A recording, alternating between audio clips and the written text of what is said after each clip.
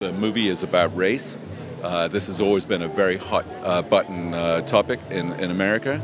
And so reading the script, it was clear that this was going to be a movie that would actually speak to a lot of people about this issue.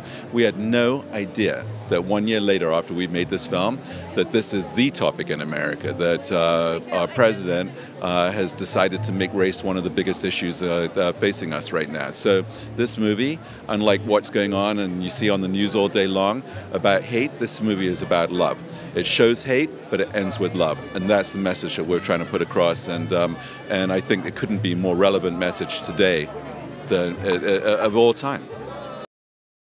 I think that when you are in environments where one has to stand on top of another and in a sense dehumanize one another in a very stressful living condition, you see behaviors come out.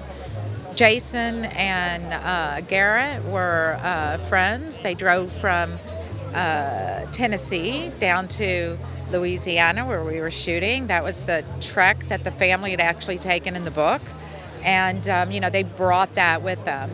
I think the characters with the Jacksons, this was about wanting to make their lives better and being every hurdle and being held down through a system that Jason Clarke's character was very happy to, be part of. And so we have Pappy as a, racist that everyone can point their finger to, but in truth, they were all racist. And so in those degrees and in those shades of gray, we hope that a conversation will begin.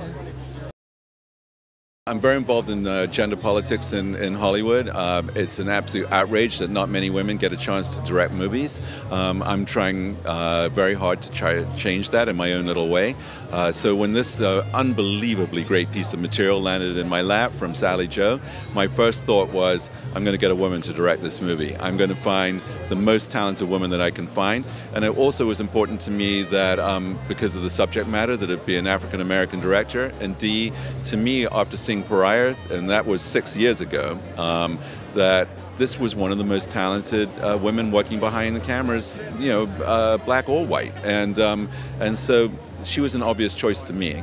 Not an obvious choice in Hollywood. Not easy to raise money to do a film like this with her, but when you see this movie and you realize how talented this woman is, she's a superstar, and she's going to be one of the top American directors working right now. It doesn't matter that she's a woman; she's just a genius. I think it's in every business that you're in. There's so much bias going on.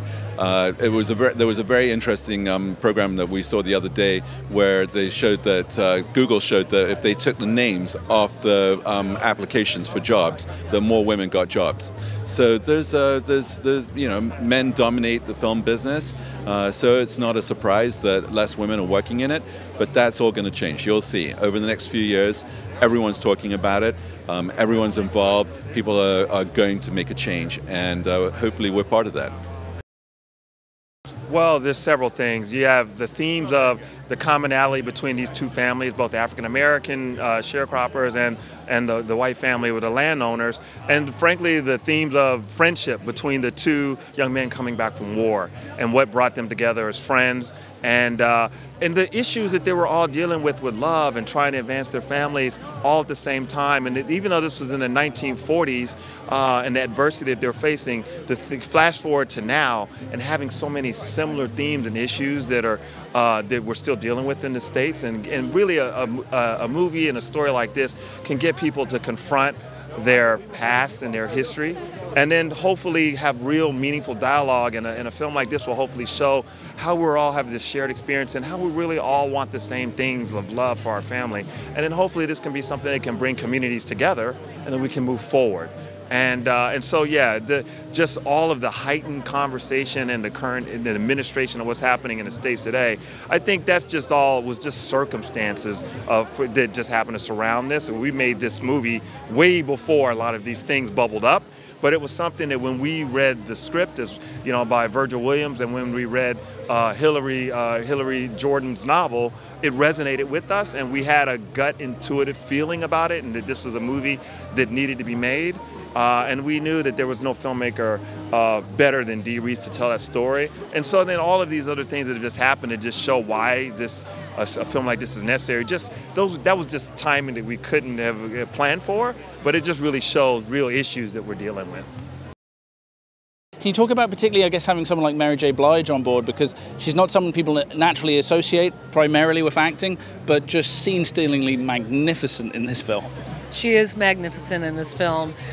Dee knew she wanted her. She knew she could get an extraordinary performance out of her. She knew that in her music, all of her soulfulness and pain, that she would bring that to the screen, and she did. But the fact that she stripped down all of her Mary J. Blige-ness and really became Florence and transformed herself has been one of the greatest joys in watching this movie.